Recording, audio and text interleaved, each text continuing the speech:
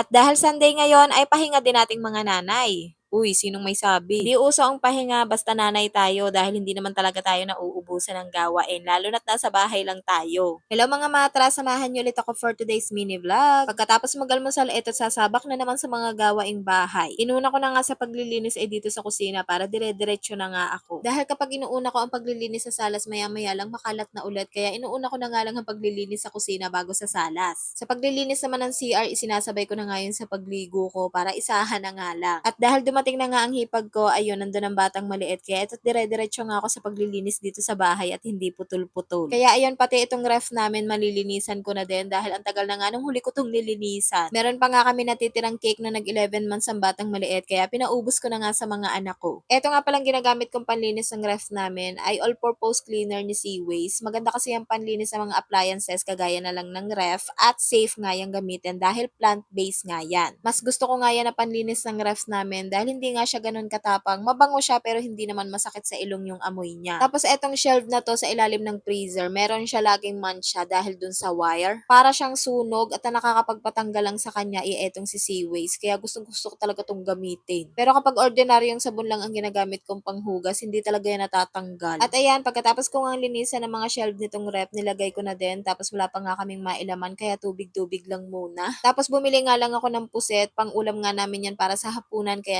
nilinisan ko na nga din. Tapos eto naman batang maliit, kinuha na ng asawa ko sa hipag ko dahil gusto na nga dumede at inaantok na nga din kaya pinadede at pinatulog ko na nga muna. Meron pa ngang gulay itong batang maliit kaya ginayat-gayat ko na nga at inilagay ko na nga sa Tupperware na may tubig. Hindi talaga yan nasisira kahit umabot pa yan ng 1 linggo, 2 linggo dahil nilalagay ko nga sila sa plastic. Pagkatapos nag-steam nga lang ako ng pagkain ng batang maliit at eto nga patungan ko dito sa may salas, nilagyan ko nga lang ng marble sticker at mas maganda na nga siyang tingnan at mas madali ng linisan. Meron pa nga din ako mga tiklupin dito at eto nga tiniklop ko na para hindi pa kalat-kalat dito sa salas. Tapos maya-maya lang naluto na nga din ang gulay ng batang maliit kaya naglinis na nga ako dito sa salas. Natutulog pa nga din ang mga oras na yun ng batang maliit kaya nakapaglinis pa nga ako dito sa salas. Tapos maya-maya lang eto at may nagsidatingan na naman ako mga parcel na sabay-sabay na namang dumating. Kaya habang natutulog pa ang batang maliit, pinagbubuksan ko na nga tong mga parcel ko para gagawan ko na nga lang ng video isa-isa. Ewan ko kung ako lang pero gustong gusto ko talaga magbukas ng mga parcel dahil kapag nagbubukas ako ng mga parcel, feeling ko nagbubukas ako ng mga regalo. Pero alam ko kayo gustong gusto nyo din palagi nagbubukas ng mga parcel dahil yan lang naman ang kaligayahan natin mga nanay tsaka mga gamit naman sa bahay ang mga pinagbibili natin at tsaka gamit ng mga anak natin. Yung feeling na gustong gusto natin binibilhan palagi yung mga anak natin pero pagdating sa sarili natin parang nanghihinayang tayo. Tapos eto nga meron na naman bagong gamit ang batang maliit kagaya na nga lang nitong dining chair na to. At dahil dyan may isang nanay na naman ang tuwang-tuwa at sa totoo lang mas excited pa ang nanay.